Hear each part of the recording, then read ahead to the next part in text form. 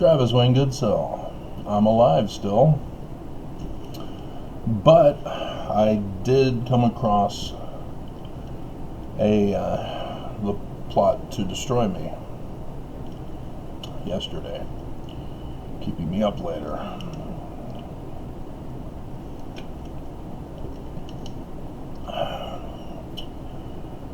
I'll get into that in this video. But the new star from 3rd Nephi chapter 1 has so far been a no-show. Its official name, apparently, is KIC 98322227, and confirmed with my stellarium. There's a Wikipedia page on it even.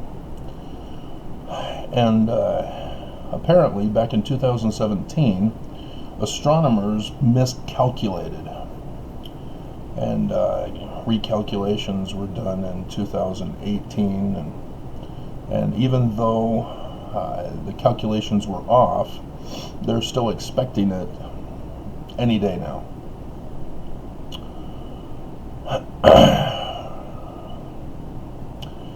So, while Mormons wait to prove that the Book of Mormon is true and not literal history,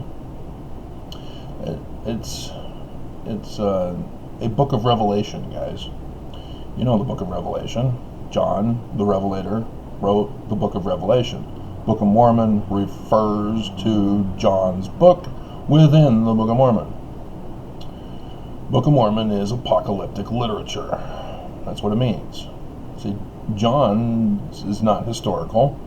There were no beasts, dragons, and flying horses. Those are referring to signs in the heavens and to the likeness of things on the earth, as prophecies for the signs in the heavens. So Joseph Smith translation puts in that understood material in Revelation chapter 12, verse 1. Sign in the heaven and likeness of things on the earth, for the birth of the latter days. And you need to understand, if you've not been watching, the Church of Jesus Christ of Latter-day Saints claims that they're Christian and Jesus is their Christ. Apparently you guys have not been studying your first vision, despite having gone on missions. What is the first creed of Christianity, Mormons? It's where Emperor Constantine created Jesus. Out of all the apocalyptic literature, Constantine chose the ones that had Jesus as the hero of the story. And Jesus comes from the Hebrew Joshua, which the name means Yah of salvation. So it's the reverse of Isaiah, salvation of Yah. And so you can see why the Jesus name is the name of the hero in certain stories back during the Roman period of time. There were others that had Hercules, and others that had Perseus, others that had Samson, Abraham, Isaac, Jacob, Joseph. Well, apocalyptic literature. I just did the Sunday school lesson yesterday about the exodus of Joseph, the messianic hero.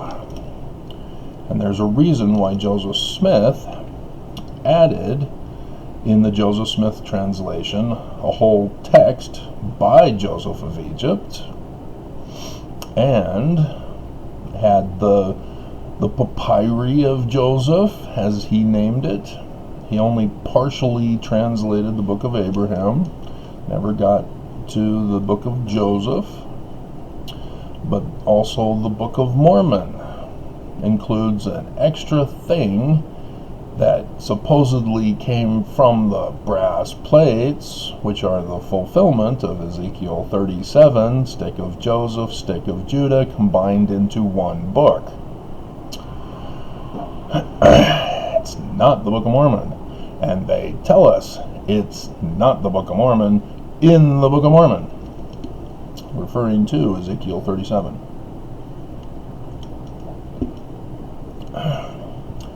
This is what happens when people get incorrect information and become popular with that information throughout the church. You tend to get Mormon myths, as Mormons get led astray because they don't fact check. And so the extra stuff that Joseph Smith put about Joseph was included in my lesson yesterday.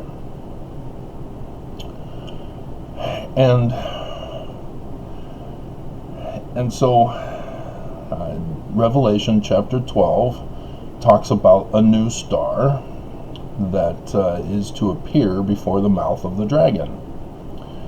Well, the mouth of the dragon is Draco the dragon, and before the mouth of Draco the dragon is Cygnus, and specifically the left wing.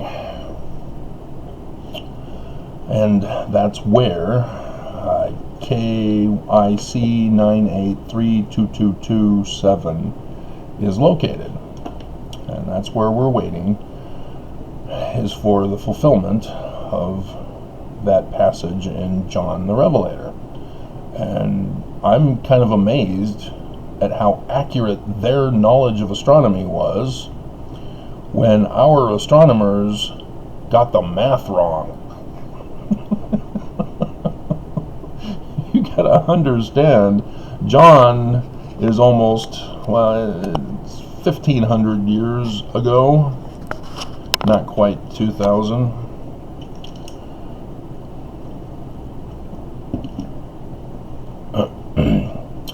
And he got it from earlier sources, because he's got signs and star dates from the Egyptians in his book of Revelation.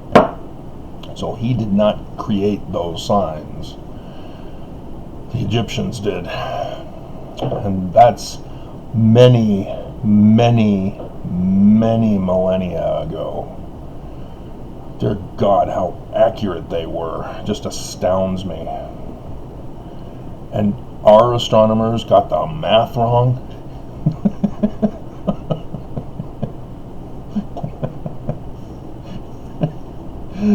How humiliating. And we're supposedly saying that those ancients were dumb cave people who were animalistic and just barely invented fire.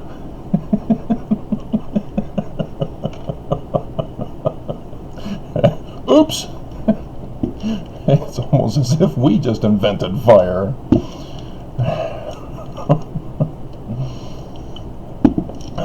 Dear God. But that shows you how much of a dark ages mankind has been through over the millennium. How much knowledge we've lost.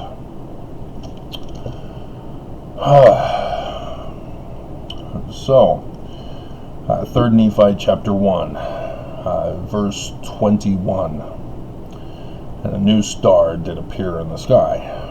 That's coming from Revelation chapter 12, verse 4. That's what they're referring to, because the Book of Mormon is apocalyptic literature. And so Joseph Smith, in the Doctrine and Covenants, gave us apocalyptic literature as well. The parable, for example, in section 101, starting in verse 43, apocalyptic literature. All of section 45, Joseph Smith tells us in the beginning, I'm going to write apocalyptic literature. And it's about Mormons. And so it's not about the Jews, it's not about Jerusalem, it's not the Jerusalem temple, it's not Jesus. It's the learning of the Jews concerning the Christ in 1 Nephi chapter 1 verse 2. Have my neighbor knocking on the door. I'll see what's going on. I'll be back. So, being born and raised in the Mormon Church, I obviously was told that Joseph Smith is our founder. And so as our founder, we get a whole bunch of his stuff. You have the Book of Mormon, 2nd Nephi chapter 3, the prophecy of Joseph Smith coming, as well as all of his actual sermons. And the church, kept back that there were other sermons. They did publish the history of the church, but I always wondered, why didn't they publish the King Follett Discourse? Because that was the popular one that I had found. It didn't make any sense to me. Why was this never published? It's a doctrinal principle about Heavenly Father coming from another world, being just like us and being exalted, so that we would know the pattern that we are supposed to live on earth. Why isn't that part of our canon of Scripture? And of course I was told that, it just wasn't approved. By who?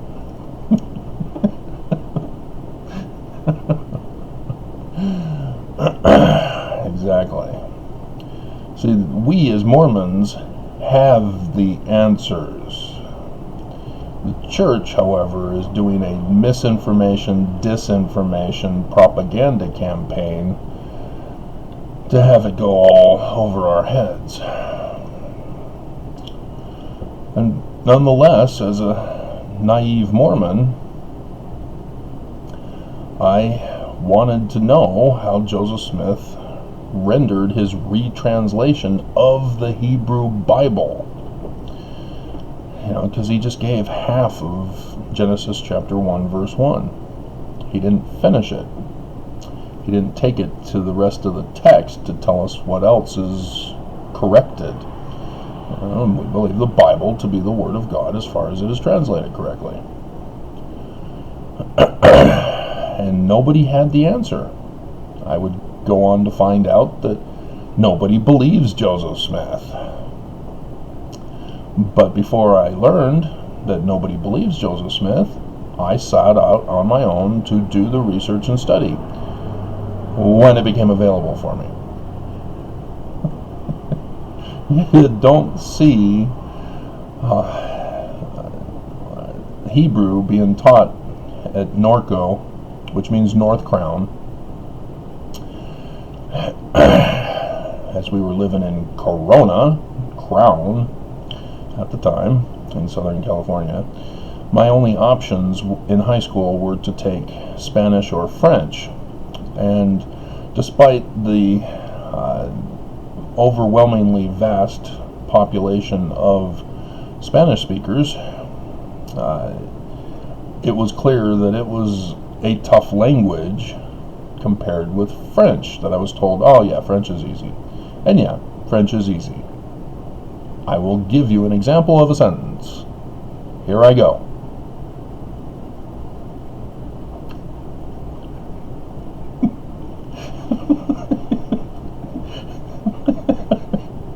If you don't know how French works, you won't know how funny that is.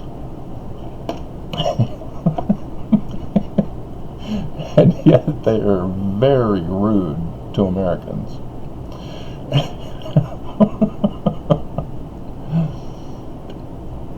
If you've seen Monty Python and the Holy Grail and the Frenchmen at the castle, that's exactly how the Frenchmen are towards Americans.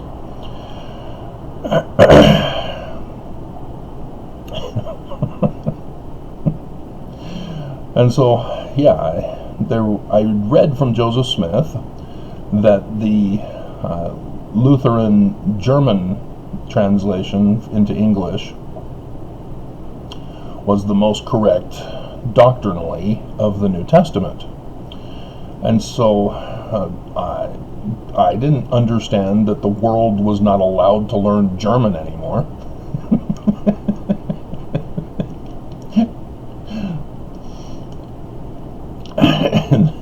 And nonetheless, my mom never even said that that was the reason why I couldn't transfer to Corona High, our rival, to take the German class that they offered.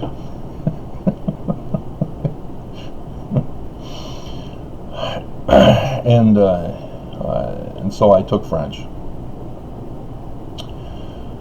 And it wasn't until I passed up on Leanne Murdoch, which, as I calculated, we would have planned our wedding after that semester at Rick's, and it would have been at the Salt Lake Temple. Her parents are here in Salt Lake, and I want nothing to do with my family. I escaped my family, as I was hoping. Because again, I'm born and raised in a strict Mormon household who believe that Lucifer's plan of happiness to take away the agency of your children is what will grant them eternal life. Yeah, no. Give them liberty or give them death. And they chose death for me. Literally. They sold me up the river eventually. But yeah, we would have been married on the anniversary of the Illuminati at the Salt Lake Temple with the symbol of the Illuminati. But it would be hilarious if it was room number 13. As it was with the second wife that I had. And so I went on to marry the first wife instead. She was half Canadian, and so she took me up to the land of free, cute babies. And it was amazing. You just go to the hospital, and then you got all these babies, and you just go, that one. We will name her Melissa. The wife did all the naming. But as the priesthood holder, yes, everybody knows what that means, I give the name and the blessing to the baby. Not that controversial. I was able to bridge the gap, build a bridge to satisfy both parents, and gave him the name, gave Clayton, that was what she demanded his name be.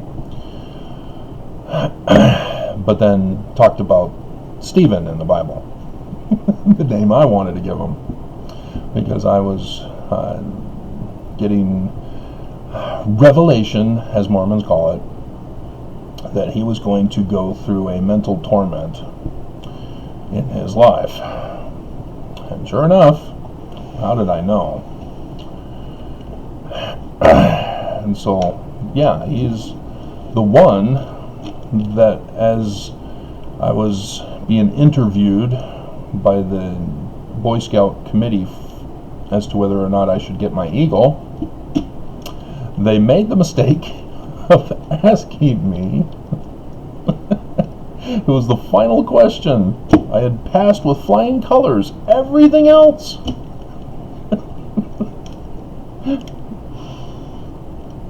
And the manner in which it was worded, I had to be honest in all my dealings. He said, "Do you see yourself being involved in the Boy Scout program in the future?" Oops, you don't tell a Mormon a future question.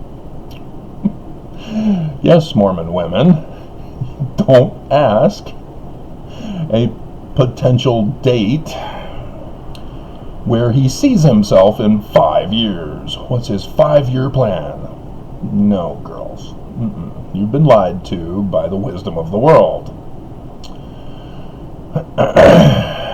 It's to sabotage your relationship. Nonetheless, I was about to give the typical answer. Oh yeah, I'll probably get married and have boys and take them through the scout program and blah blah blah. Done. Give him his eagle. He's awesome.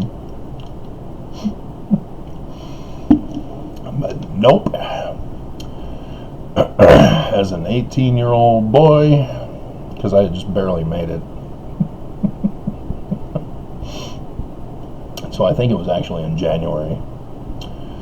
It's hard to tell in California because we never have winter.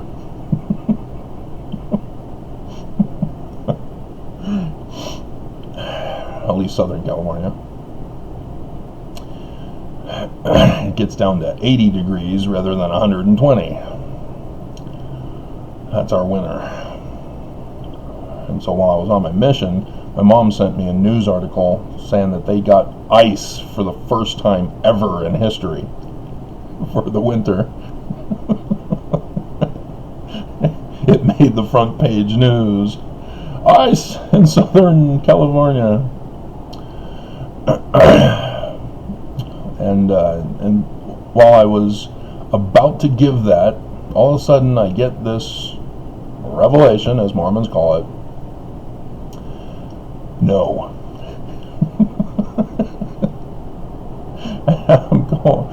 And I'm thinking to myself, arguing with this voice, what the hell do you mean no? Just no. And so sheepishly I said no.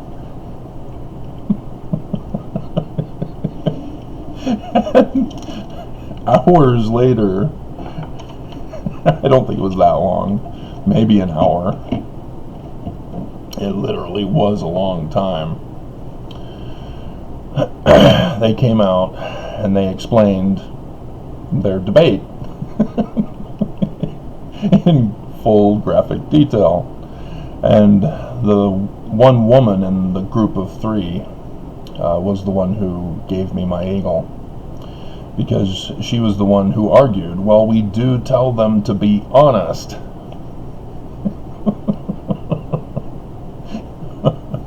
Whereas the guy was thinking that I was going to be a loyalist to the Boy Scouts over America, over the church. Yeah, that was the wrong question to ask. You don't ask for an oath of loyalty. That's what criminal organizations do.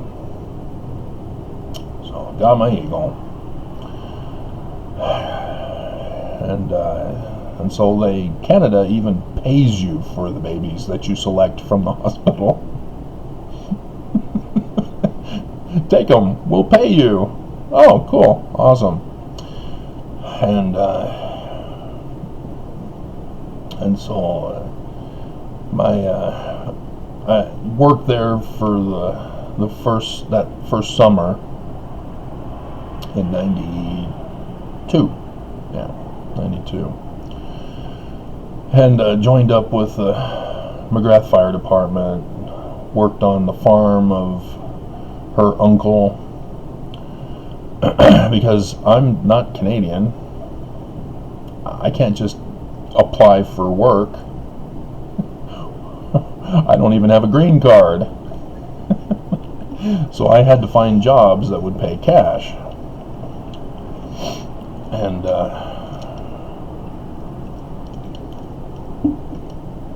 And so, yeah, keeping the work in the family helped out with that. And I did finally get resident status, which meant that I'm married to a Canadian. It didn't take away my citizenship in America, and that allowed me to actually apply for work. But they're very racist, bigoted, sexist in Canada. Despite the jokes about how overly polite they are, even among the Mormon communities there, as I would see in the back lots, Luciferian pentagrams and other Luciferian artwork, graffiti, hidden among the Mormon town of McGrath. And so I was aware of it. While I was at Rick's, even before my mission, I was in watching a group of Mormons doing a prayer circle, chanting for Lucifer. Dumbass kids. And then they broke it off and were all freaked out that they were now possessed with the devil.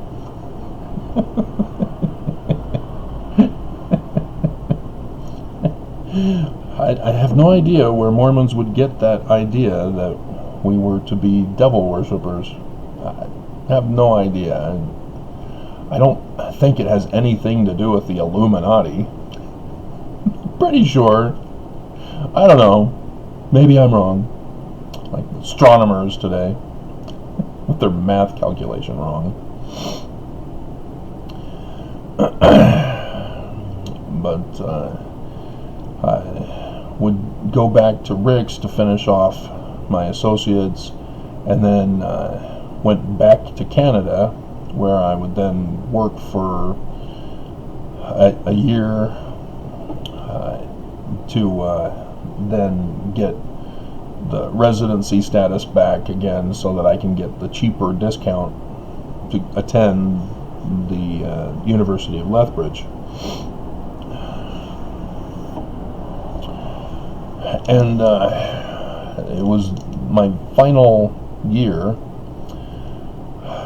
which actually was final semester, and the guidance counselor came to me and says, "You've been here for 2 years and you don't have a declared major."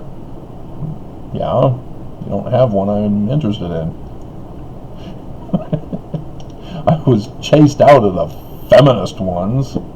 They didn't want me in there. That was the sports,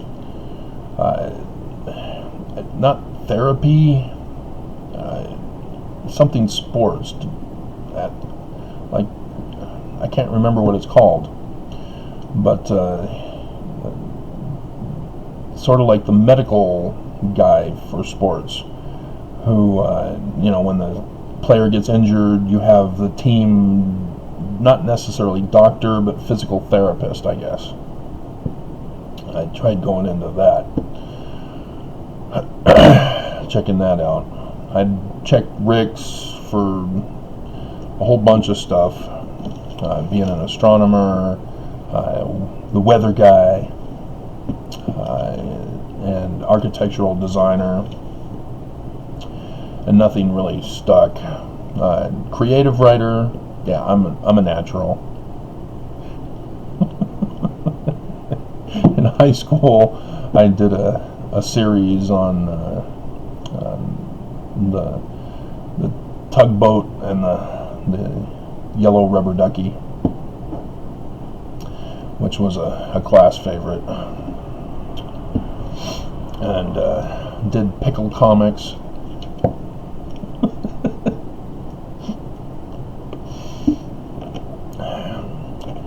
See, women don't understand that when a guy gets a crush on you and he has trouble processing his emotions, and so it seems like he's picking on you, teasing you, that means he really likes you. As Sandra Bullock says, "You want to kiss me, you want to hug me." And yeah, we do, and we're just unable to process our feelings about it, and so we project you onto other situations in order to process them. And so yes, I did it through pickle comics because of an incident that happened at the Riverside writing contest, where I got an honorary prize for doing a paper on the native inhabitants of Alcatraz Island. I originally was interested in doing one about the prison because I just saw the Clint Eastwood movie Alcatraz. And then turned out that there was nothing about the prison, it was turning into the native inhabitants. So I thought, okay, why not? And was given an honorary award. But yeah, we were at the restaurant, and she was at the table next to us, and one of the guys lost his pickle, and it flew and hit her. And yeah, the other guys had a crush on her too, which is another thing, is that until a guy declares his territory,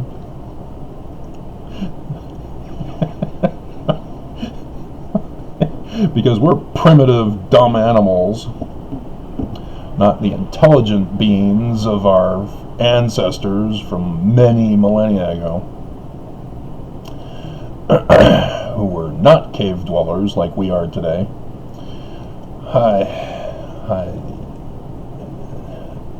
And so we all had our secret crushes on her. And instead of going with the teasing of her like the other guys, calling her pickle, which she thought was an insult and a humiliation in front of her girlfriends. No, we had a crush on you. And so I went home to do the pickle comics. She would eventually see my pickle comics. I brought them to school, and she was not happy with me. I love you! Sandra Bullock. Another Sandra Bullock movie. I love you. Marry me.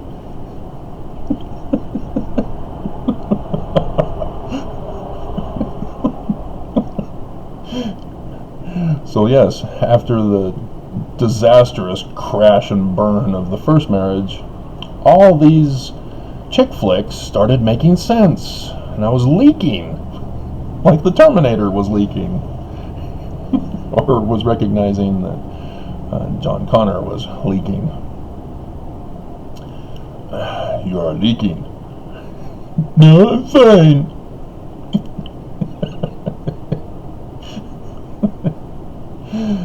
And so the guidance counselor said, well, I see you've taken all of Thomas Robinson's Bible study courses. Thomas Robinson also taught Greek, apparently, and so she arranged Thomas Robinson to teach a course on Greek so that I can get a minor in, she called it ancient languages. Classical and biblical Hebrew can't even be considered classical because it was finished, the project was finished in 1000 BCE, or BCE, CE. And I think that's the Dark Ages still. Let's see if there's a chart that tells me.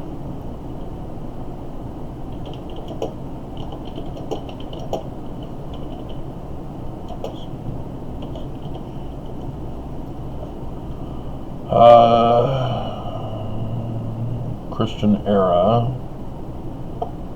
first 1,000 years. No, not BC. History by period, though.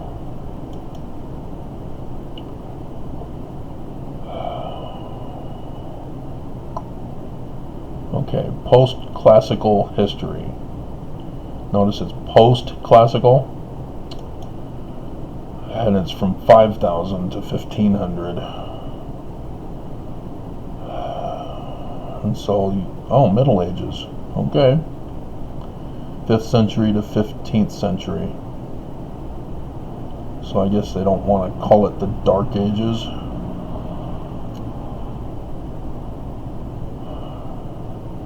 So yeah, the early Middle Ages is specifically when it occurred. Which, let's Google search Dark Ages. Well, let me download this first. Have this for the history of the people.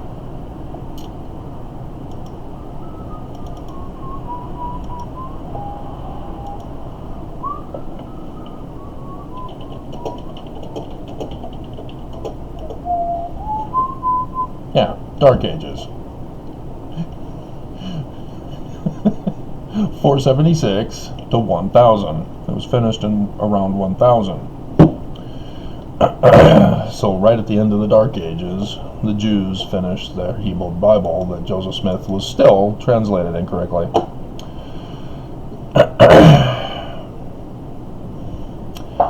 And early Middle Ages.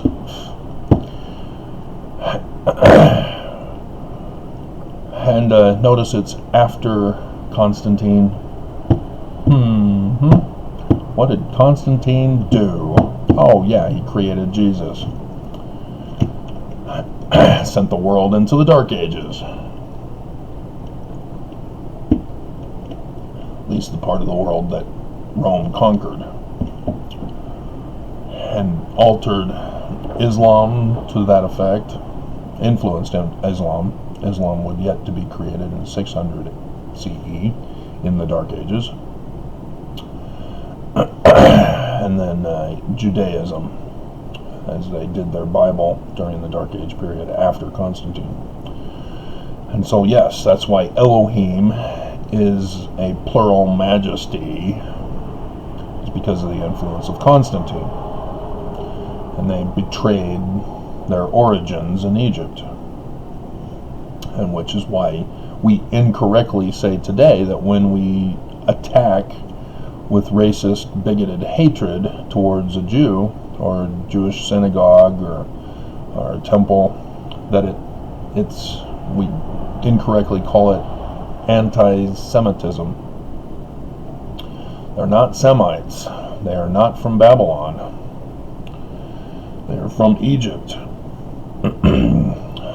Babylon was their land of captivity, where they got assimilated into all things Babylon.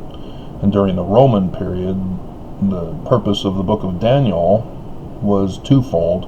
One, to keep the Jews from assimilating into the Roman culture, but also to remind them that they weren't even supposed to be Babylonian.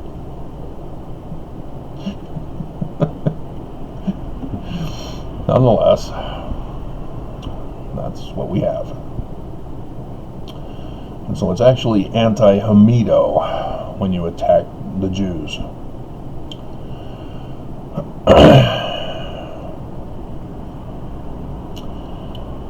And so she said that they had a geology teacher who had taken biblical Hebrew, and so they'll get him to also teach a course in biblical Hebrew for me.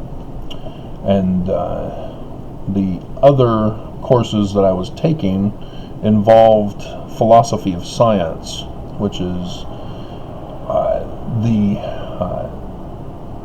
use of logical argument structure from Aristotle, which is why I mock my brother when he did a paper on Aristotle. Get out of my career field, dumbass brother. Mr. PhD, because he had to pull the religion card and can only get a job working for the church.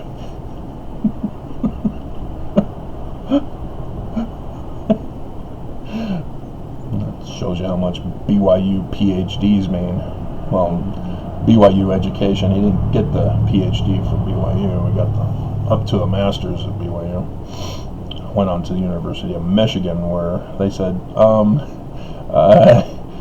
this isn't how you do thesis papers. We're not going to accept this. You're discriminating against me because of my religious freedom beliefs. Okay, fine, whatever, here you go. Get out of here. Go back to where you came from. So, yeah. Shame on my brother. And so, yes, he's the one who lost all those Mormons that the church is now not going to report on the membership stats, as too many of you have abandoned the church. He found me, though. God, they let him in the building. Don't let strangers in the building. Stranger danger. Didn't you guys ever watch Kindergarten Cop? Well, and so yeah, I was able to get a dual bachelor's, not just one bachelor, with the minor in languages, because I'd already taken Latin. So that's where she got the idea from. It's because Thomas Robinson also could teach Greek, and so she got that involved. And that inspired Thomas Robinson to do a revision of the book that he had published on mastering Greek to include the CD-ROM. You see, kids, in my day, and most of you already know what a CD-ROM are from the analytics. It's the younger generation who can't relate to us. That gap has them losing all interest in the past. They're all about them now and their lives and how important they are. And so when they come across a title that catches their interest and see that it's an old man speaking, what does an old man know about the Church of Jesus Christ of Latter-day Saints?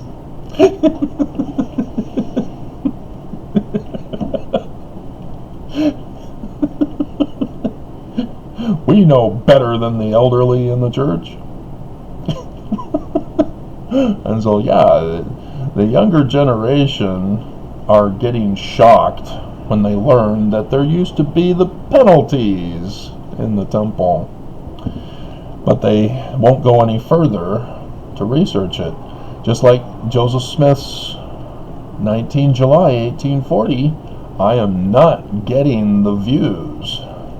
There are people who are scared to learn what is in that document. I'll give you a hint. Mark.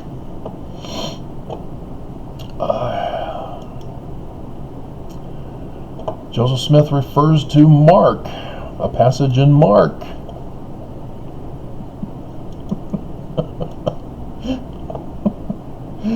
Let's see. Yep. 19. See, they're at the Last Supper of the wedding feast of the Lamb at the temple. And verse 19. Oh, wait a minute. Verse 18. And as they sat and did eat, Jesus said, Verily I say unto you, one of you which eateth with me shall betray me. Joseph Smith pulled that, and he didn't say one of you. He said all of the 12. There are those of you in this audience. And they began to be sorrowful, and to say unto him one by one, Is it I? And another said, Is it I? Yep. Joseph Smith knew. Joseph Smith is awesome. And he's speaking from the grave during the zombie apocalypse. See, that's how the kids understand it. It's a zombie apocalypse. We just called it the end of the world. Armageddon. But nonetheless, and so that's where I learned biblical Hebrew, because he was instructed that this was likely to be the only course so that I could graduate. And he crammed everything in. It was awesome. You know, you have those students growing up who are bored in school because the teacher and the subject are not challenging enough for them. And so they become delinquent and refer to the childhood crushes as pickles in comic books.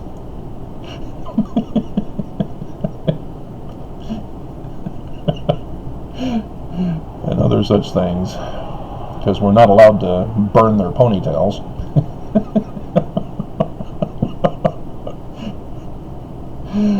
Dear God, women make us go crazy. No, I did not burn any ponytails. It's a joke from somewhere else. Somebody else burned ponytails. You burned my ponytail. It could be a Sandra Bullock movie for all I know. Very likely. I mean, we can probably Google search it.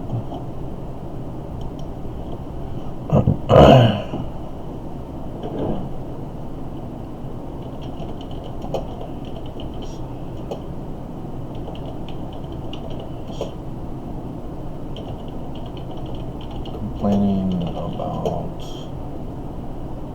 having her ponytail burned. The actor has children. Jennifer Lawrence. No. Charlize Theron? Don't think so. Disney users are outraged by kissing scene? What? In Blank Check? That's a Hilary Duff movie, isn't it? No. Apparently, it's not here. I don't see Margaret Hamilton, Betty Davis. No. She's got Betty Davis eyes. See, kids, in our day, we had this thing called music.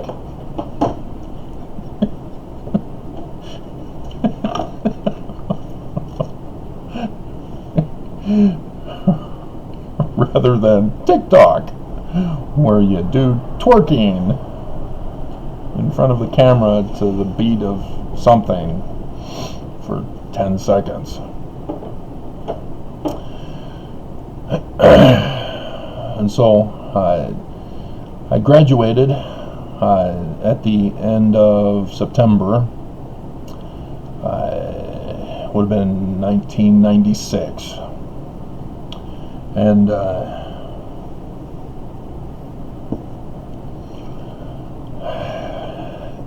had been in my spare time trying to do research as best as I could, which I had to collect from books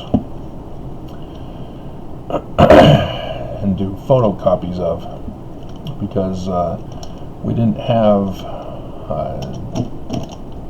online search engines. You see, kids, in our day, we had this thing called books.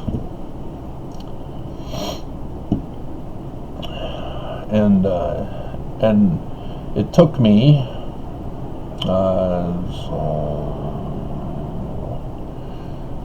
September, or let's say no, it wasn't September, it was August, June, July. It was the end of the summer term. God. And so September, October, November, December, January, February.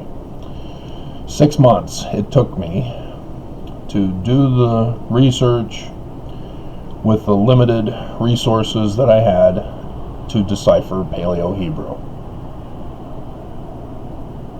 Ta-da!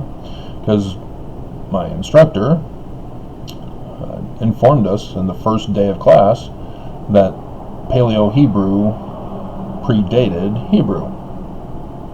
It showed us some examples of the script and some clues as to potential theories as to how the language functioned, but came right out and made it clear no one had deciphered Paleo-Hebrew yet.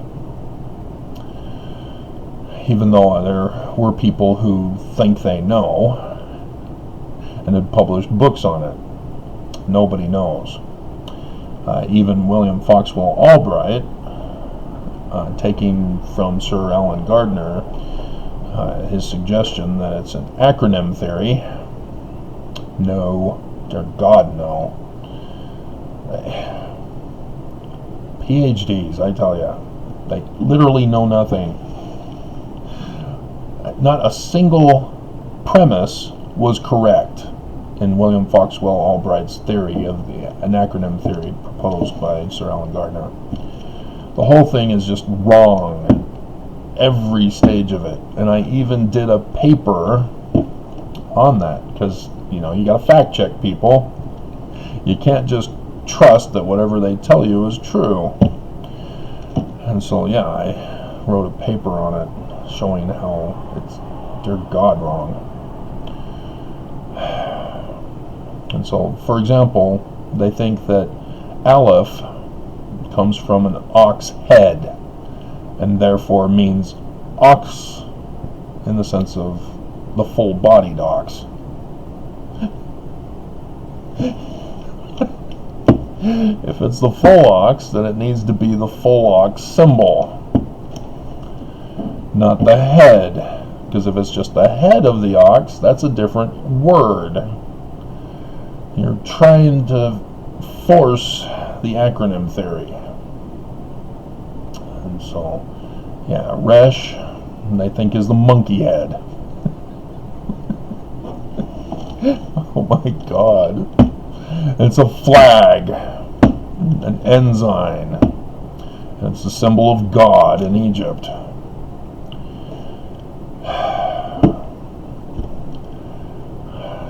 And they can't get the math right.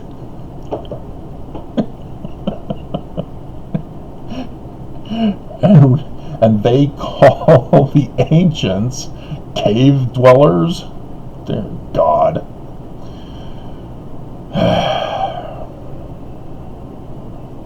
Yeah, we're still not in the Enlightenment period. We weren't as enlightened as we think we are. Well, at least others aren't. And so I went on to decipher Paleo-Hebrew, as I gave you a clue there. It was the Egyptian god Ra, who came from Amun as a word for the sun specifically. And so it syncretized, whatever that word is, merged together into Amun-Ra. And it was prevalent during the 19th dynasty of Set, who murdered Osiris, conquered the 18th dynasty of Amun. And but nonetheless, that's how Jean Champollion deciphered the Egyptian Rosetta Stone with the Greek on it, was using Coptic, and recognized the R and the ayin in Coptic had the phonemes match on the Rosetta Stone. But again, they're still not thinking clearly. Egyptologists now believe that Egyptian is merely the learning of the Greeks and the language of the Egyptians. Sound familiar? 1 Nephi chapter 1 verse 2.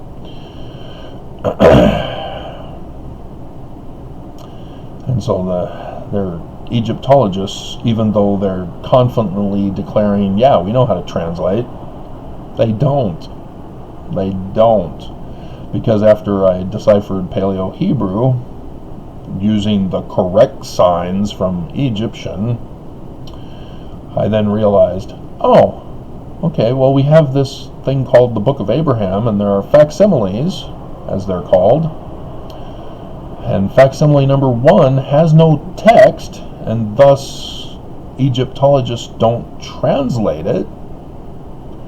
And I can't find any of these separate individual signs in the sign list.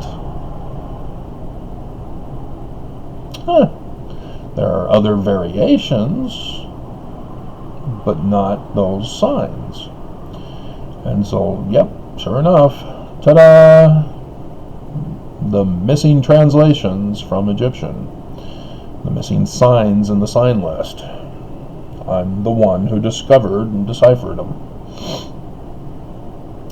So Egyptologists are clueless, like the Egyptologist that has done Joseph Smith's shame work for the church. Yeah, I can't find the Hebrew name Abraham in this Egyptian document. Way to go, dumbass. You did the obvious. Of course there's no Abraham in the Egyptian document.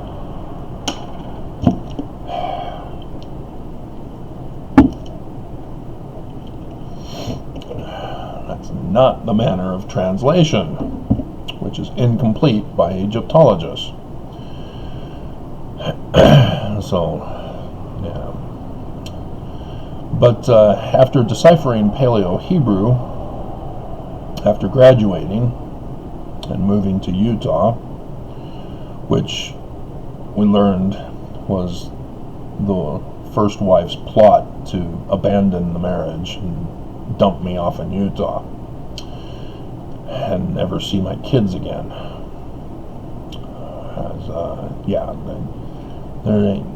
They've never said happy birthday, nor any kind of other holiday thing for Father's Day or Christmas or whatever. I've been abandoned by my own kids. But I went to the church and wrote the church headquarters that I deciphered Paleo-Hebrew. And F. Michael Watson replied and said that I have been authorized to respond in this manner, or to respond to this matter,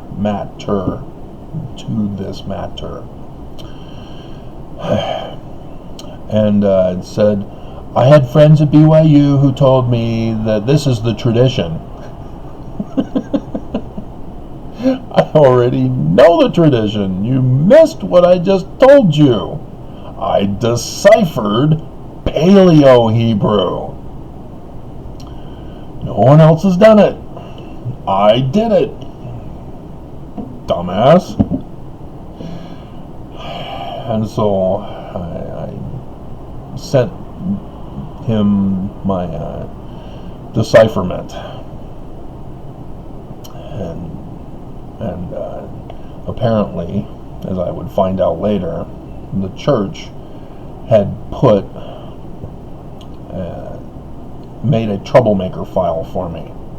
36434 is my number, because I found out that Joseph Smith is a translator.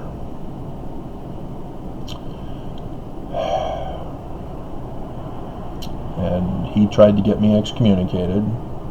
He failed. But, dear God, I did not realize the can of worms that I just opened. And so, in 2008, the church was destroying me financially, using Mormons to do it, even my family. And so I filed a lawsuit in the state court for which they turned around the state, Mark Shurtleff, prosecutor, turned around, and instead of allowing me to file a petition for a redress of grievances, I was now a terrorist. And I was locked up with Brian David Mitchell and Curtis Allgaier, among others, who I'm unaware of are popular in the news in Supermax, as they purposely were trying to get a confession out of me, but I, of course, wouldn't give it to them. And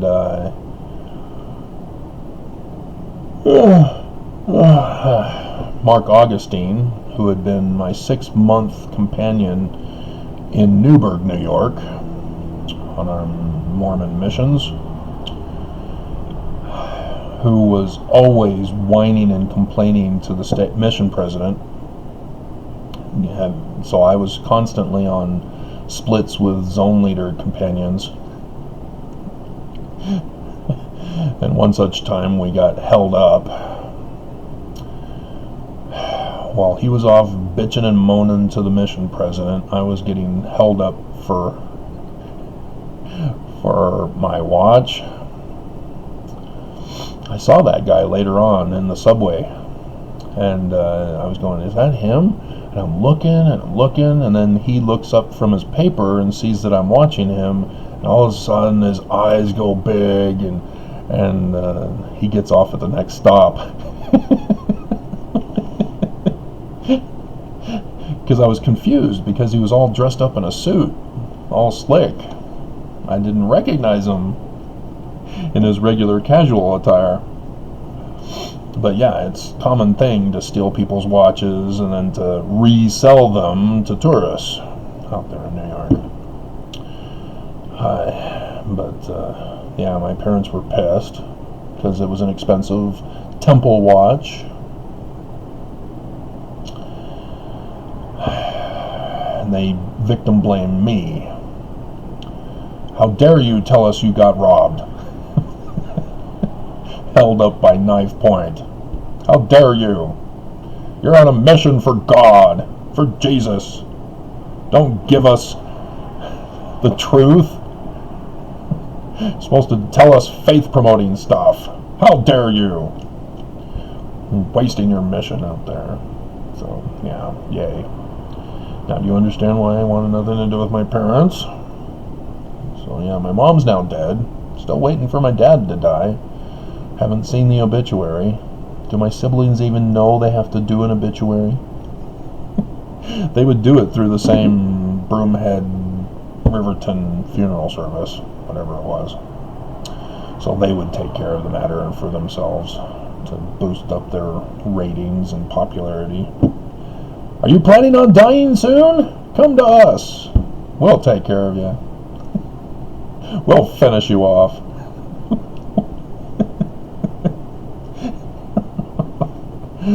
I am surprised that my mom didn't want to be buried with Grandma and Grandpa. But, oh well.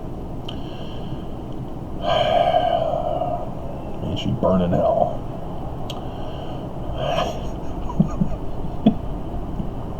And also, oh yeah, Sandra Bullock again from that same movie. I love you, marry me.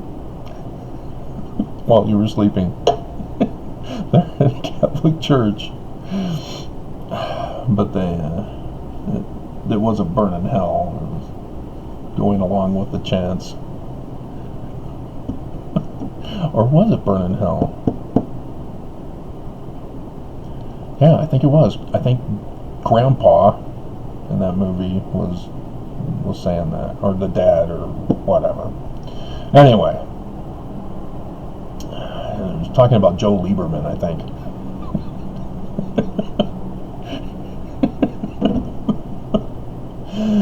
Anyway.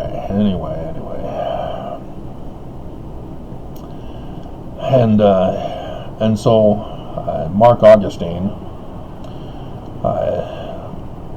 was working for the defense attorney's office, the court-appointed defender's office. And so he had found out my name came across his desk, or to his attention. And so, yeah, he sent me up the river into Utah's Nazi concentration camp.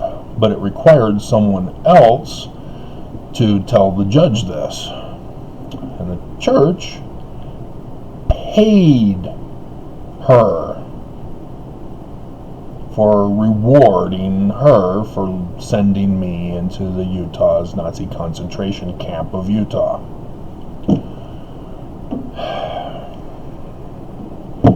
But I would not find out about that until after I got out. After 2014, I would find out later. I think it was 2017. Or even 19 even, when I finally found the money trail. I couldn't believe it. There it was, on her website. The church was selling her advertising.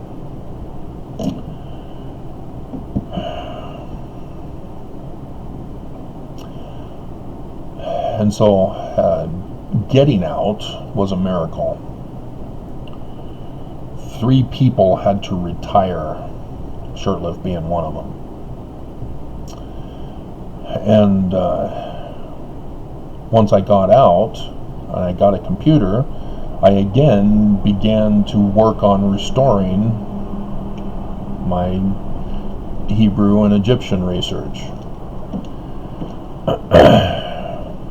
And I knew that I was going to be attacked again by the church for merely showing that Joseph Smith is a translator.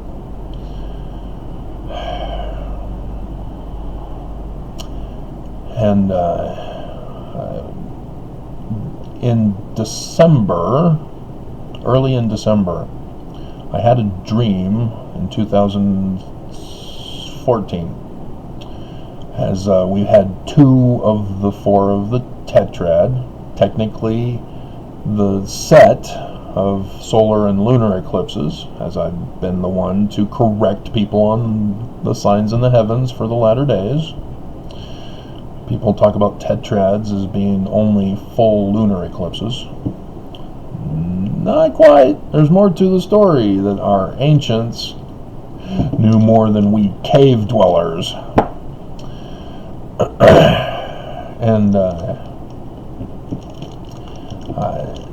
And so I had the dream, and in the dream I was moving to an apartment building, and the movers, who were the elders quorum president and the elders from the downtown ward that I was in,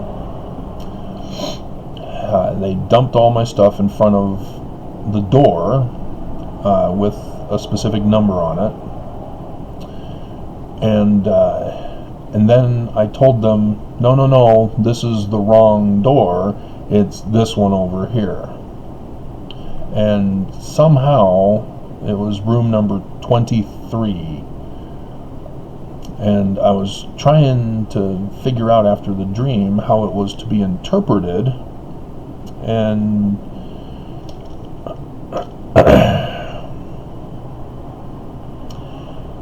or was it? And it turns out it was February for the 2nd, and or for number 2, and then the 23rd, which was Friday, wasn't it?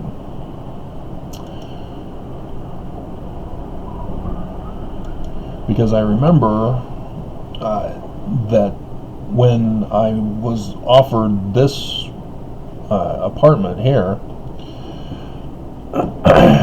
I was asked, so you can move in anytime during the month.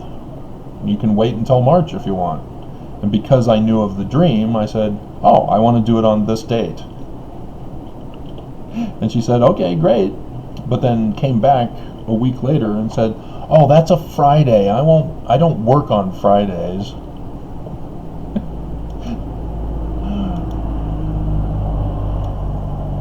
Oh, come on. So, let's see, it'd be 15. Time and date. 20th. And it ended up being the 23rd when I moved in. That's how it works.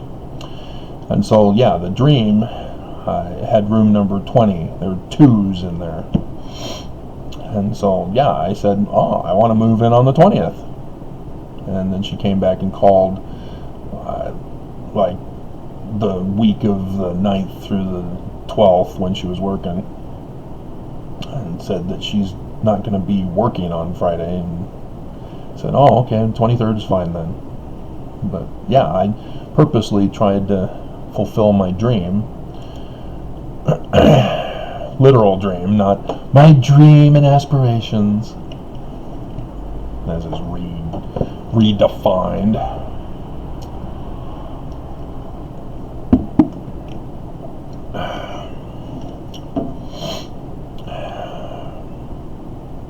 And that Monday, as I had to pack the van all by myself, I didn't get a single bit of help. That bitch. Not the landlord, the woman at the other place. God. And then she would go on to betray me with my main source of income, as the church wanted me destroyed. Remember? I do. All because I knew the war was coming, and that the church had plotted and paid for it.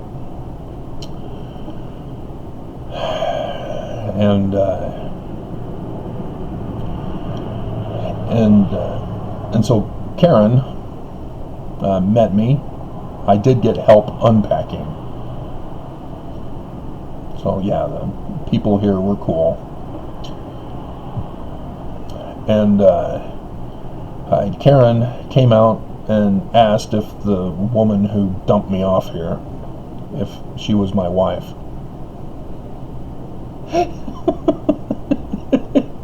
Oh, is this your wife? She had the hots for me immediately. Hilarious. And so, yeah, over the course of time, she made sure to involve herself in my life, as we would meet several times on the bus as I was going to the grocery store. She would be coming back from work, and so we'd talk, and occasionally would talk in the lobby, and so yeah. When I had my kidney infection due to the attacks, the torture done to me in the Nazi concentration camp, she was there to help save my life. Was able to get people to take me to the emergency room. That's the picture that you see where I show myself at the emergency room in the bed. The doctor had the nurse call 3 days later because they finally got the test results back, and the doctor was freaked.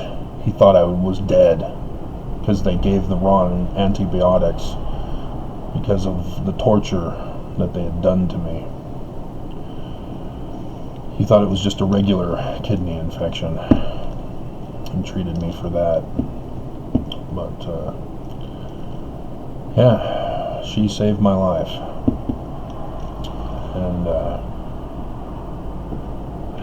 And I knew that I needed to get married to protect myself, because the church is on a war path again, or would be, as I was about to publish on Amazon They had Create Space, I think it was called first, before they merged it or took it away and did KDP with Kindle. But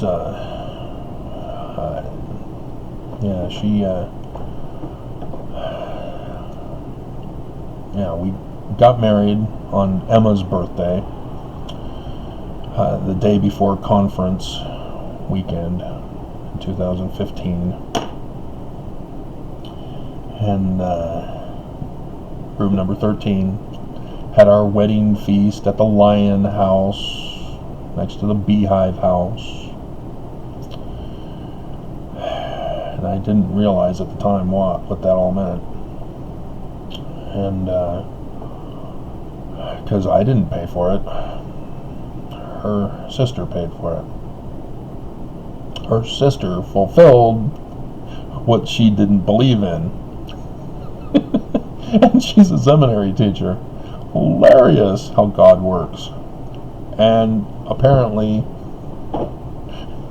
astronomers can't do their math right.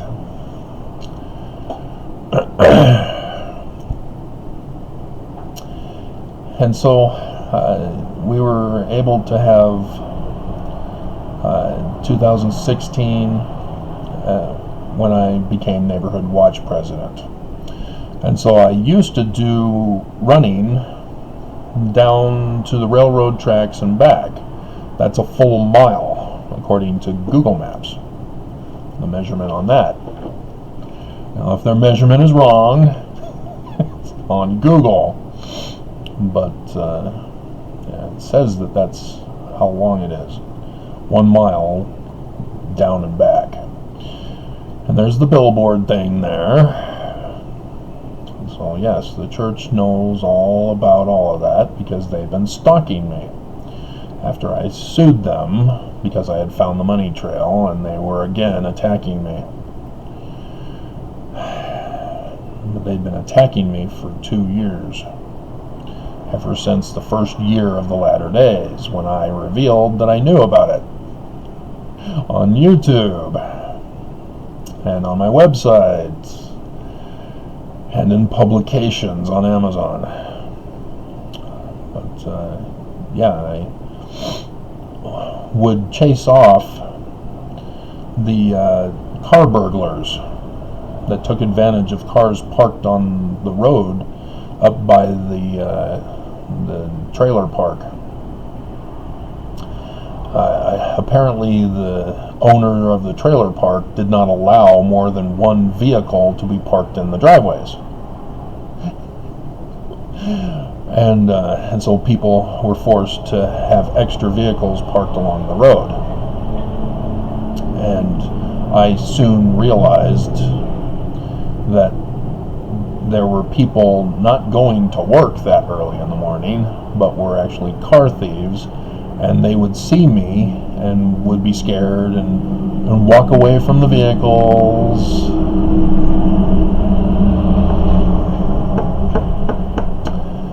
And as they realized that I was now a resident and going to be regularly patrolling, I need to exercise. I have allergies to pollution. And so I had my first real attack on my mission when I was in Poughkeepsie. Stratford and I went to visit the Berardi family, of whom he would go on to marry Stacy, as they would have long phone conversations at night. But I wasn't the kind to, "Now, Elder, you're violating the law. God will smite you down. I'm telling the president," like Mark did. And I didn't do anything. Whatever he wanted to do, okay, let's do it.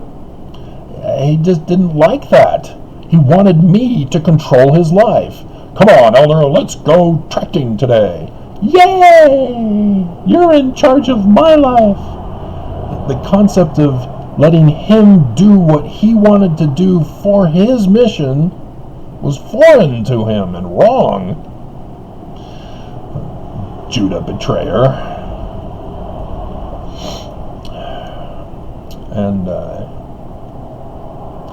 And so, having chased away the thieves,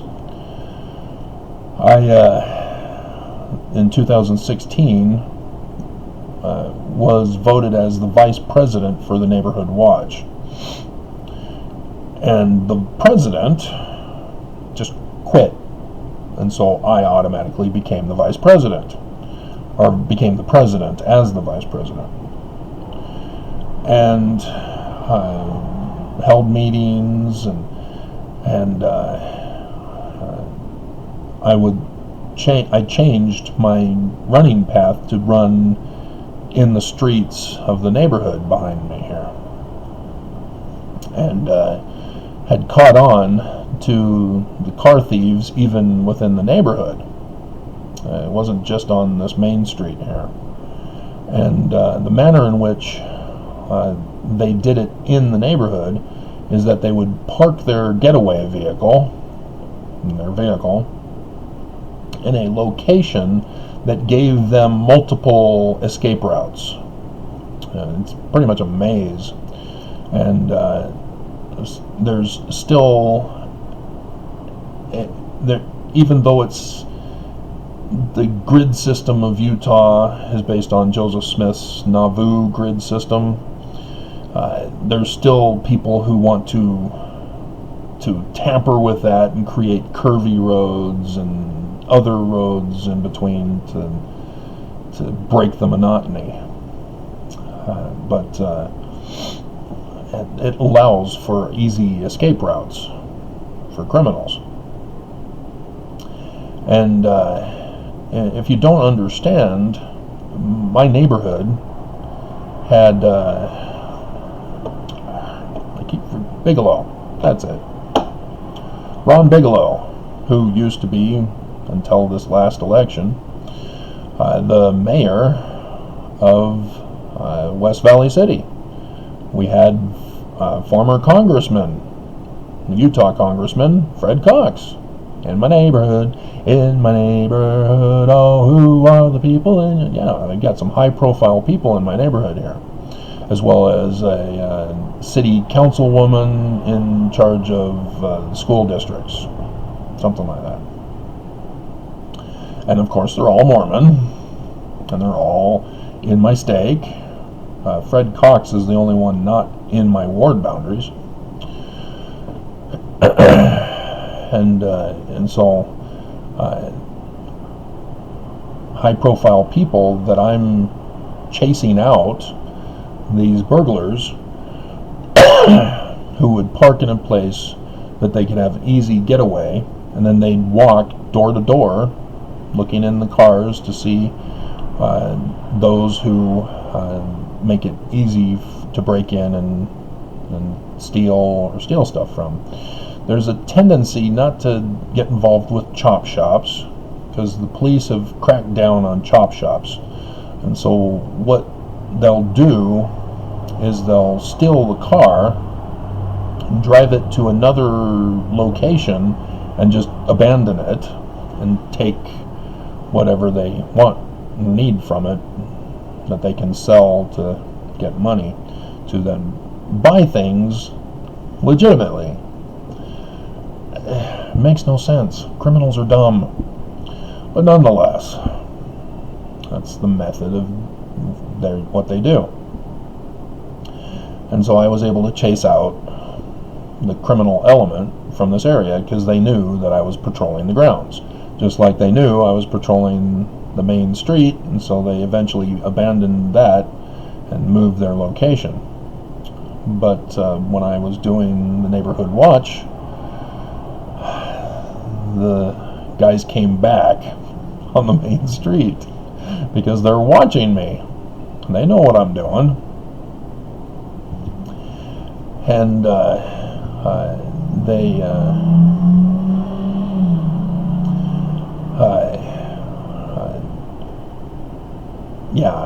started stealing from the cars again. And now the trailer park owner with the city said no parking at all. Nobody can park at all anymore. And so that means that the trailer park had to allow for multiple cars to park within. But nonetheless, we do have a gang that took over when my neighborhood abandoned me. At the end of 2016, they lost confidence in me or something. After chasing out the criminal element, we had to expand because the criminal element was moving elsewhere. And so,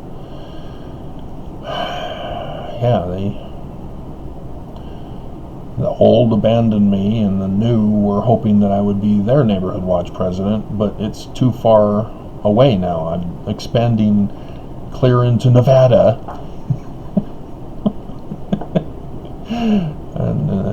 And so I saw Fred Cox weasel his way to try to become a partner. He should have had a vote. But yeah, he wanted to take over the Facebook account that we had for our neighborhood watch, and so I gave it to him.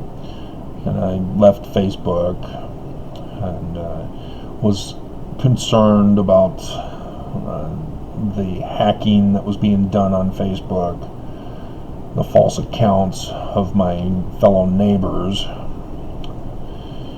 that were not legitimate, which I realized they were doing that to set up to spread advertising about the election there at the end of 2016. And so, as my neighbors were spreading these fake account posts about how they wanted to be Russian rather than vote Democrat,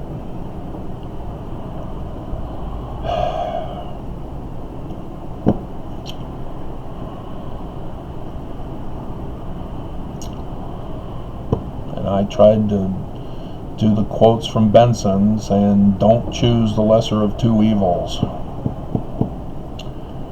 to try to convince the Mormon neighbors and friends on Facebook not to give in to that kind of nonsense advertising. But nobody listens to me. And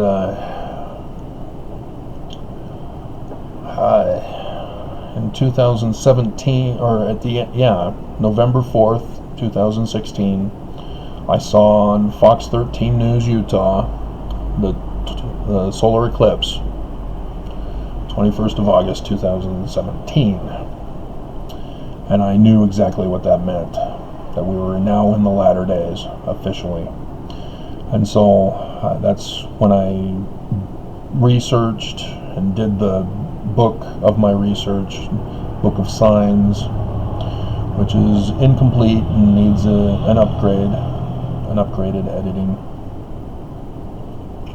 where I first learned that KIC 9832227 was supposed to be on the 15th of March, but their math was wrong. Still wrong, but any day now, anytime, who knows? We don't know. They don't know because they can't get the math right. While I was up to the University of Lethbridge, I did take a calculus math astronomy course. Dear God, was that a mistake? I failed the math part of it, but because of the astronomy part of it, I was able to pull off a C in the class. Dear God, what a nightmare that was. And study group that I was trying to get into, they didn't quite know why there. It was a rough course. And so despite the complexity of the math involved, how could they have gotten it wrong? Did they get C's in their classes too? To graduate with a PhD?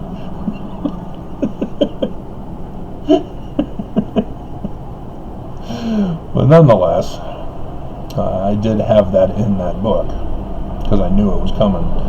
But it seemed like so far away. Dear God. And so, yeah, my number one video on Travis Wayne Goodsell at 39,000 to date. July 2017 was Karen demanding that I give her the date for when the Exodus would occur to go back to Missouri, as all Mormons believed we were going back to. Like again, 19 July 1840. Brigham Young, Joseph Smith says that Brigham and others are wrong. And yet Brigham Young perpetuated it nonetheless and refused to publish Joseph Smith's 19 July 1840 because of that whole, is it I? Yeah, Joseph knew they would murder him 4 years in advance. And so section 117, he knew Newell K. Whitney was in the Danites, because it wasn't the Freemasonry anymore. He knew it was the Danites, and that's why they left it as Nicolaitan Band, because they didn't want Mormons to know of any connection to the Danites, of which they were a part of and needed to cover it up. We're Jesus Christians. No, we're not. Lie. Yep, that's why they lie, because they are the enemy. And so, as they know they're the enemy, they are freaked out that I deciphered Paleo-Hebrew, and then would go on to figure out Egyptian, and show Joseph Smith as a translator. As you notice, they never mentioned translation. And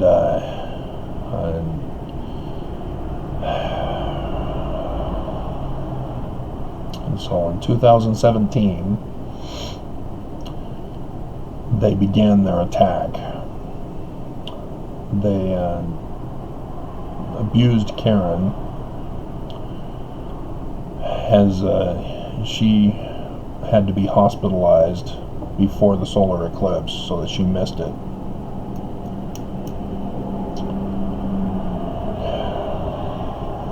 And as a good and faithful Mormon, she's clueless that it has anything to do with scriptural prophecy.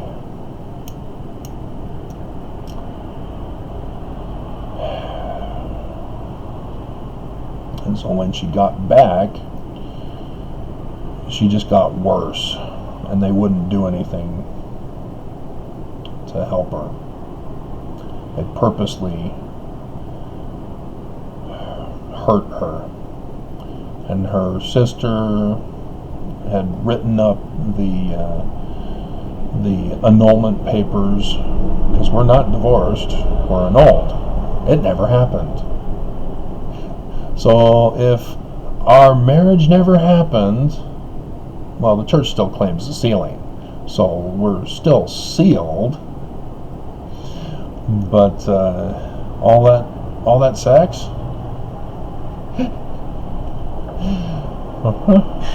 Yeah, she would not understand any of that at all.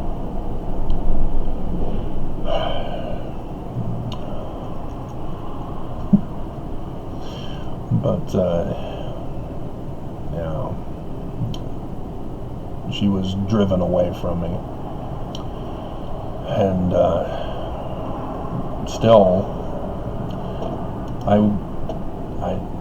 she's abandoned me because I'm not going to church, and she realizes she can't get me to go to church. Our Relief Society president took our wedding photos and told us. I made sure to get the full door in because most people don't get the full door. I didn't know what she meant. I wasn't looking up. Come to find out, dear God, what was I held in reserve for billions of years to come to Earth to? Why am I the fence sitter? What did I do wrong in the premortal council of heaven?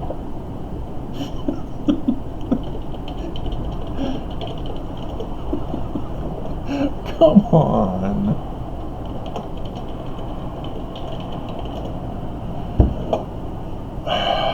I was told I was the good kid, and thus was rewarded.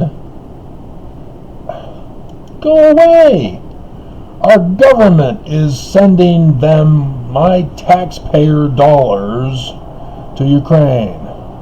God, it pisses me off. All these people looking to capitalize on the Ukrainian suffering. Google sent me a notification. Do you want to help donate? Google's hurting now because Putin doesn't want us in Russia. Dear God.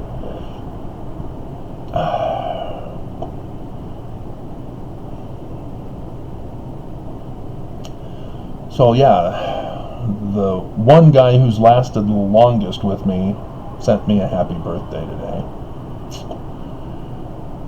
But no Karen. No kids. They've never done that. So I'll respond to you later. He'll most likely hear this video after I already responded to him.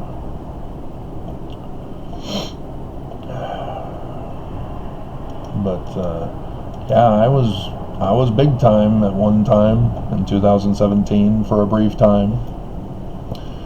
3,000 views per day.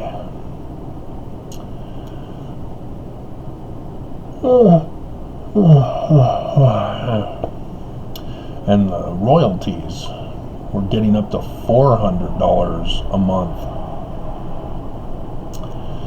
I was doing good for Paleo Hebrew on Amazon. That was the biggest source of income, was sales of my Paleo Hebrew stuff. Even though Amazon could not handle the fonts and saw major catastrophes that I had to try to fix. Damage was already done as my reputation tanked. But there used to be dogs all lined up along the main road here. And so when I'd go running in the morning, they'd all signal to the others, "Here he comes, guys!" And unfortunately, only dogs left are the ones at the far corner house. But there's a corner house just past the church, the stake center, that has had some concerning events this year. Last year, it seemed like people were moving out. The people were moving out. They originally had two Rottweilers, I think they were. And so they would be barking. They were the mean ones. They didn't like me when I'd go running by.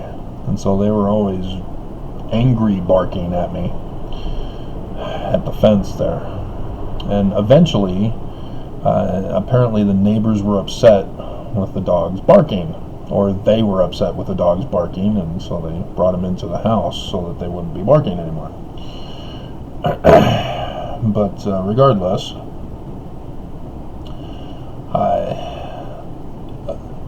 I would eventually suspect that they were moving. I didn't see the moving sign out front of the house. It's just, you get a bunch of people moving. Was it a moving van? No, I can't remember. But they had stuff packed up in the patio parking garage thing. It's just an overhanging rather than an actual garage. And so this year I notice that there are some activity going on. A homeless person was trying to look for stuff to steal, and another homeless man, which occasionally would have a partner with his grocery carts and such, but they usually backed off when they saw me, and the people that lived in that home were up that early in the morning anyway. Oftentimes the truck would arrive home, cutting me off on my run. I guess they don't like me, so I guess they're upset with me making the dogs be inside the house rather than outside. I don't know what was the deal. They never said hi or never waved. But all of a sudden there became extra vehicles getting parked in their driveway, and it's fenced off, and I noticed that there would be other guys who would show up, and I was suspicious that there was drug sales going on, because back of the trunks are opened and they're gathered making exchanges, and so that was suspicious. But I don't know what's going on. I can't report what I can't confirm. But then they started locking up their gate, as one of the guys who would come and hang out, involved in previous trading, was trying to either pick the lock one day or trying to hop the fence another day. And I'm like, that's strange. If he knows the people, why is he not given access to the lock combination and is having to hop the fence? It was weird.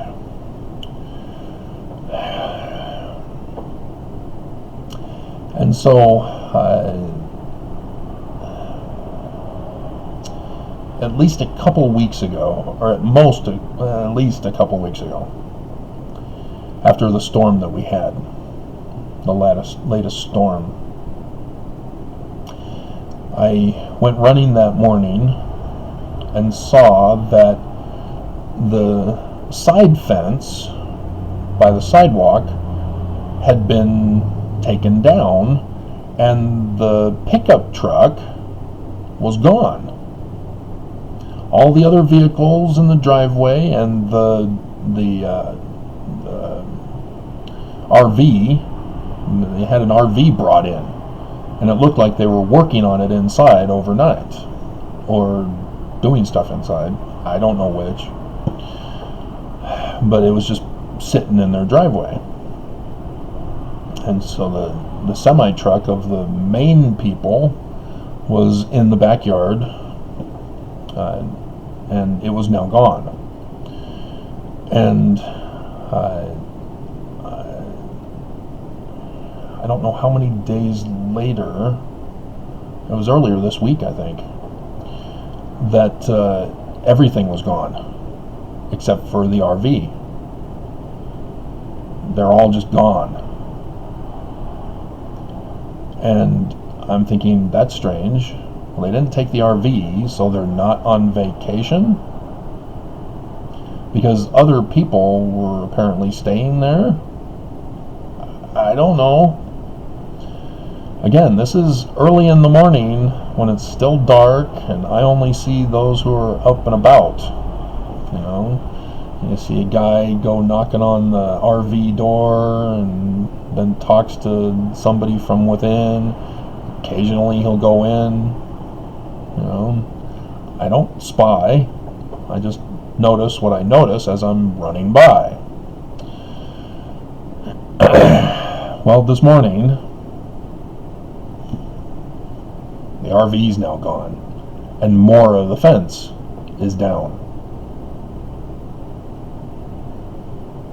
And there are papers in the window, but not on the door, the front door. I don't know what's going on. But yeah, I'm concerned. But I'm no longer the neighborhood watch president. I don't know if Fred Cox is still the usurper. But, you know. And so, the church in 2017 was part of the attempt to get my marriage annulled and separate her from me as she moved out.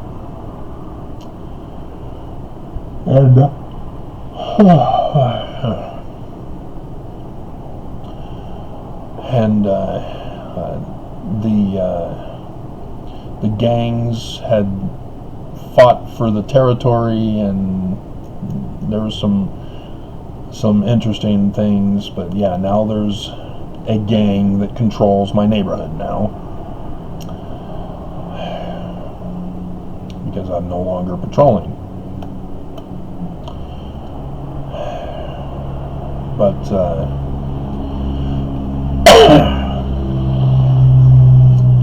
yeah, there were some scandals when the Gap was first opened.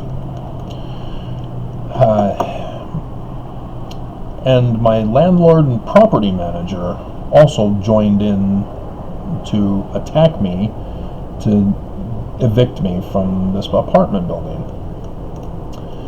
It was all a conspiracy that I was able to tie together on an article on my website. All the people involved with this. And then after Karen was successfully annulled from me in January of 2018, after Monson's death, again fulfilling another sign from the latter days in Revelation chapter 12, it would be verse 3, which got moved to verse 4, right? In the Joseph Smith translation, got moved to verse 4. Revelation 12, yeah. Oh, no, 3 is the 5th dark day of Hanukkah on December 17th, 2017.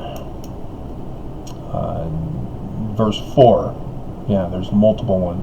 There's the one that we're supposed to be waiting for, where the dragon is waiting to devour her child as soon as it is born.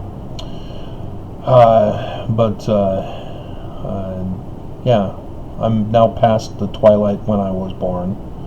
I was like 5:23-ish in the morning. I'd have to go back and find my birth certificate, which I think I know which folder it's in. But the tail of the dragon drew the third part of the stars of heaven and did cast them to the earth. Monson's death. Ta-da! Tail of the Draco the Dragon. Quadranted meteor showers. 10:01 p.m. Monson dies. Coincidental timing to allow the church to do those LLC corporations get $32 billion funneled from an unknown source, which the church then comes out and says, hey, we're working with Russia. We've used your tithing to pay Russia for the World War III yet to be determined in the future. Yep, Ezekiel 38.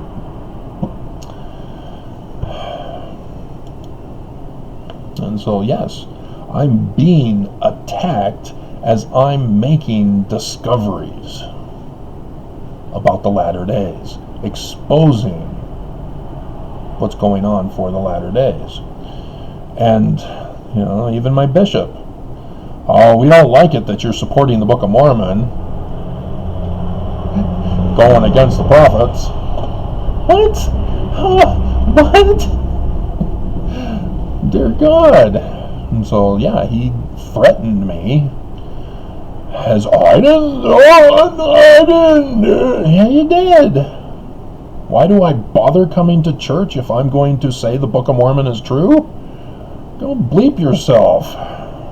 Not extorting me. So yeah, I'm not going back to church. And they don't care that I come back. They're not interested. They're not trying to reclaim me if they think I'm delusional. No effort whatsoever, let alone affectionate. Or not affectionate. Again, Joseph Smith history. I'm being treated exactly like Joseph was by the Danites. It's amazing how they don't change their tactics. It's the exact same stuff. And I don't know if they realize that that's what they're doing. I don't know. Wickedness is dumb. Sorry, Dark Helmet. You're wrong. Evil is dumb. And so, yeah. Landlord kept putting pressure on me, and the property manager was fired, and a new one put in to be a Nazi, and just tried to murder me. Dear God. Literally tried to murder me. That's the whole issue with the fan that you hear.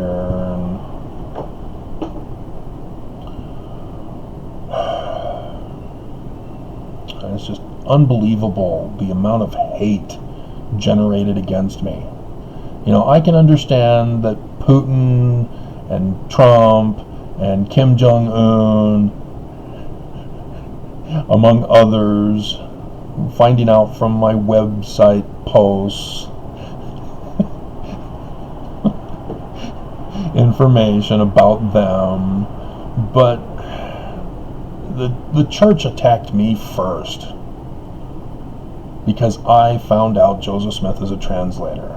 And yeah, I understand, I talked about it the other day, that Mark Hoffman with his salamander letter, and the other guy who did the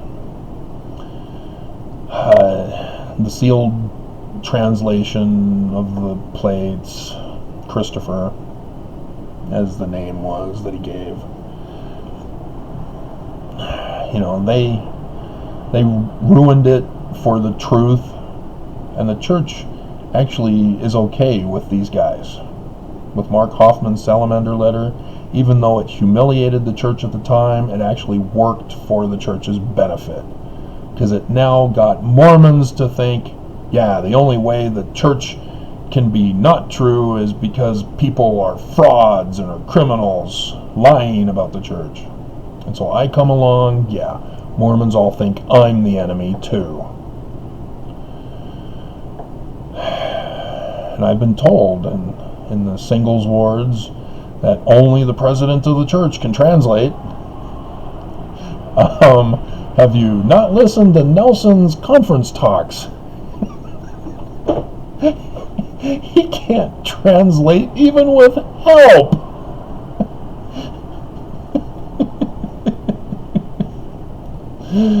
That's because those BYU Hebraists don't know Hebrew. They set him up for complete and utter humiliation at the pulpit of conference, which the church still to this day keeps the information up there as if Nelson is a translator, deceiving as many Mormons as will not do their research. And that's the whole point, is that Mormons just trust, blindly trust, dogmatically trust. They will not research. They have no desire to get their questions answered. They just say, well, if the church wants to tell me about it, great. Otherwise, it's not essential to my eternal salvation. And so Mormons stay away from 19 July 1840 because they think it's some kind of a con, some kind of a scam, like Mark Hoffman's Salamander letter. That's how far gone Mormons are, that the church has done to them, that the church comes out with the Joseph Smith papers and will not include the extra revelations in our Doctrine and Covenants. They publish them as books to get money from it, which they then take 10% and invest into another LLC company. That's why they're so nice and charge so much.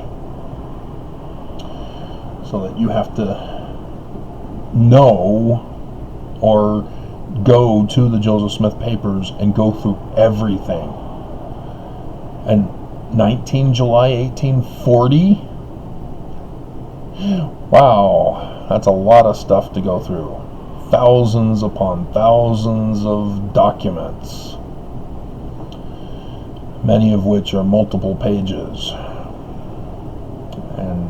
And so, yeah, the church is confident nobody would have found it. But Royal Skousen, he went over these. He's involved in this. They know. They are the ones who put in the footnotes the passage from Mark for 19 July 1840. Is it I? So that we would all know if we ever get to it. That's why I link you to it. The church knows that they're not real, that they're not true, that they're frauds. Of course they know. They're paying for the war and profiting from it.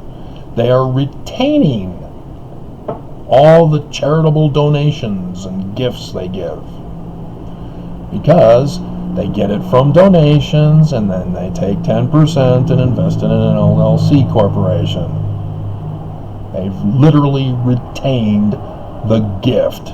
They publicly announce their giving. They know they're evil. So when I filed that fateful morning, Monday morning, as Holland had to wait for his interview to end before he was advised by counsel, the latest filing I submitted that morning for the lawsuits against the church, yeah, the church could not tell the membership that Holland was taken to the hospital. They had to wait for 2 weeks when he got out of the hospital and was returned home. That's how the church is desperately covering up information from me. They don't want to know that I know. They don't want me to know that I know, and that I'm having an effect on them. And so yes, they've been communicating with me, and then they realized, crap, everything we think we're showing him up for, he's able to figure out a way to expose us for something else. And so then they stopped communicating and tried to use Facebook, because they know I'm not on Facebook anymore, and they go on Twitter, and they stay away from YouTube, and Nelson did that thing for California, didn't announce it to the rest of us. It was a super secret, sacred thing in California, but I found out about it and did the video exposing him for it. And so yeah, the church is just pissed. They're frustrated that nobody can murder me effectively or kick me out to the streets to be completely and utterly destroyed. The church is just furious. They're raging. And so yeah, the landlord got a guy who's been successful, and they promoted him and gave him a raise. But let me give you a parable. Imagine you're in my neighborhood, and there's a salesman who comes every weekday, spends the whole day knocking on people's doors. Hey, buy my product. You know, and chatting people up, of course lying to them. He's a boaster, loves to tell tall tales to get attention. And so yeah, he compulsive liar, because that's how he's been brought up, to get attention from people, to tell tall tales. And so he's trying to trying to lull people into a carnal sense of security about him, so that he can sell his products. And if people don't buy from him, he gets angry. He gets violently angry, and he retaliates. He demands entrance into your home. He demands that you pay him money for what he's selling. And you call the cops on him. And he sweet talks the cops to victim blame you. And the cops say, stop calling us. He'll leave you alone, but he's here to stay in the neighborhood. This is what I've had to deal with. I'm not his client. I've made it very clear I'm not going to pay his company any money for any of the things they're selling. He needs to stay away from me. But he keeps demanding to be in control of my life, and is part of the reason that the church got him to economically destroy me from a major source of income. And so yes, I found out again that he's up to his old tricks. But there's some other issues that I will not discuss here, because they're watching too. Yes, he is watching my YouTube channel. waiting for something, for me to say something. So here it is. I know what you're doing, and it's criminal. But the guy is clueless. I got rid of the property management. Me. He went with them in conspiracy to destroy me and evict me. And they succeeded with the main source of income, but yeah, problems. His conspirators in crime are gone. And with the new property manager, oh, dear God, he overcharged me. He said, "Oh, you still owe this much." No, I don't. Remember? Oh, okay. You owe for January. Oh, dear God. No. Already paid.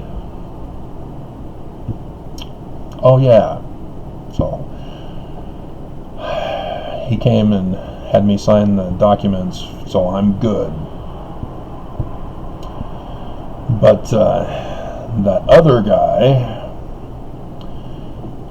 is still seeking to destroy me again in the same exact manner by creating a lie, and he doesn't get it.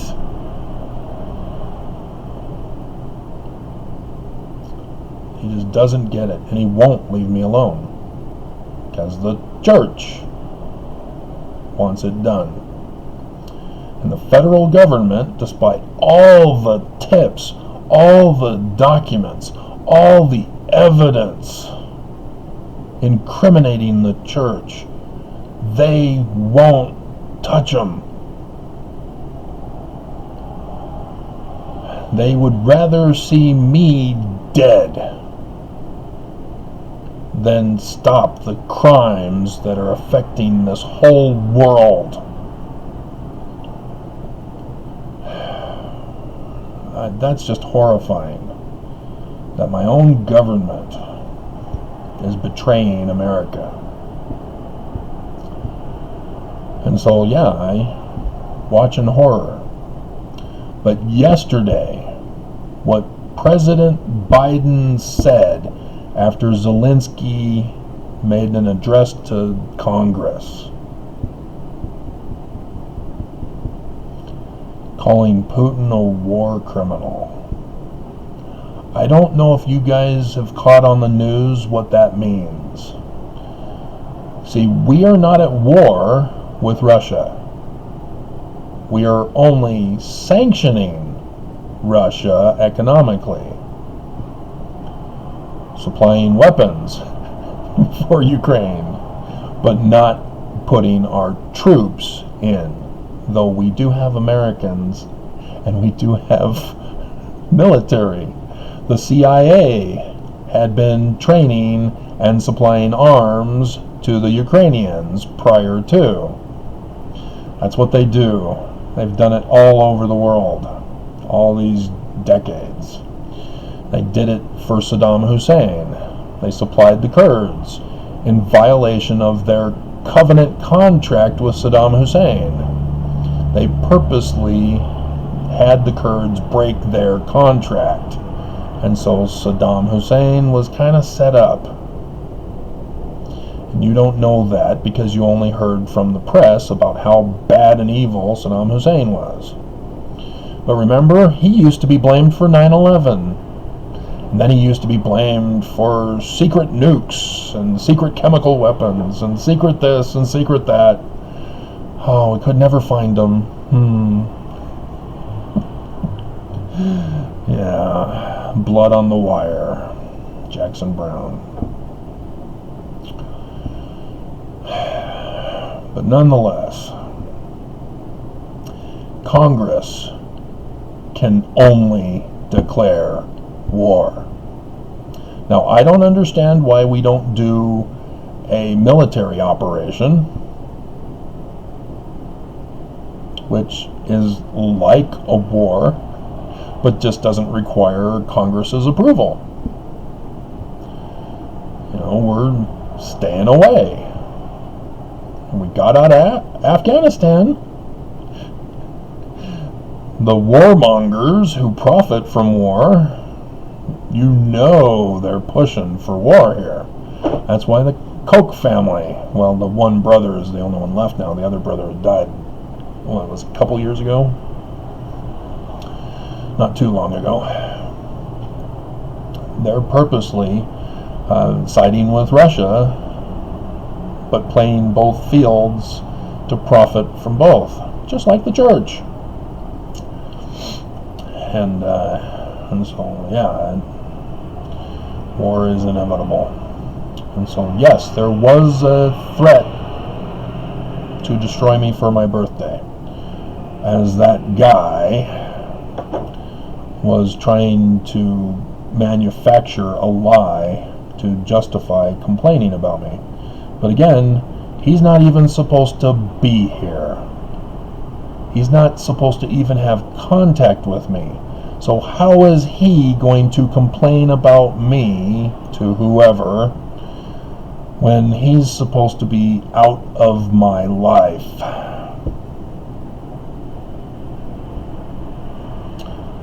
But criminals are as criminals are. So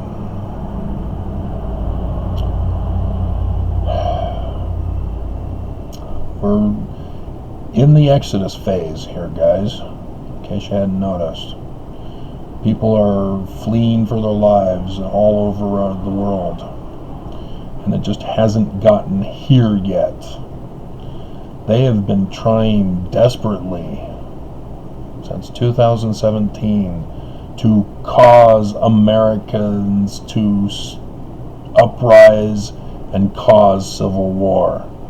They have been trying all kinds of psychological manipulation on you, and none of it is working. Americans are just too far gone in their apathy. They get outraged, but it's all just a show thing. Deep state, Hillary emails, Hunter Biden. It's all just a chanting thing. And none of them are able to organize and cause the trigger for the Civil War. And so, yeah, the leaders doing all this manipulation are purposely getting worse. You have Tucker Carlson, who's full-on Russian supporter, Putin lover, and nobody is locking these guys up for their crimes because Congress has not declared war. Because once Congress declares war, guess what happens to Tucker? Oops. Guess what happens to the church? Oops. And so for Biden to tell the news reporter Putin is a war criminal, holy crap. I don't know if Biden knew what he was saying. But, yeah, we're not at war until Congress declares it. But Zelensky's meeting with Congress yesterday got Biden to say Putin is a war criminal. Now, the UN has told Putin, you gotta stop the war. And I think they've decided that he's a war criminal. And with that designation, I think that's going to justify NATO nations and the UN nations to now use military force to push Putin back if he does not pull out and stop, which he won't. But very soon here, I'm likely to see in the news of something going on. Especially Putin, who will find out from that news source that said the CIA has been training and supplying the Ukrainians in advance of this invasion, as he's already sanctioned certain U.S. officials. Ooh. But that also sets up for when the war winds down, it keeps America out of negotiations for peace. So Putin actually did something smart with the sanctions, even though Jen mocks and scoffs at it. Putin knows what he's doing. And so he's setting things up for the future that Americans are too dumb to realize what he's doing. So, the war is here, just as I warned you, just as I exposed, just as the church had had enough and shut me down. And because I'm not gone yet, they're pissed and shut down Travis Wayne Goodsell. Not just in advance of conference, but in advance of the war as well. YouTube is a terrorist organization helping terrorists. So, alrighty, here we go. It's Purim.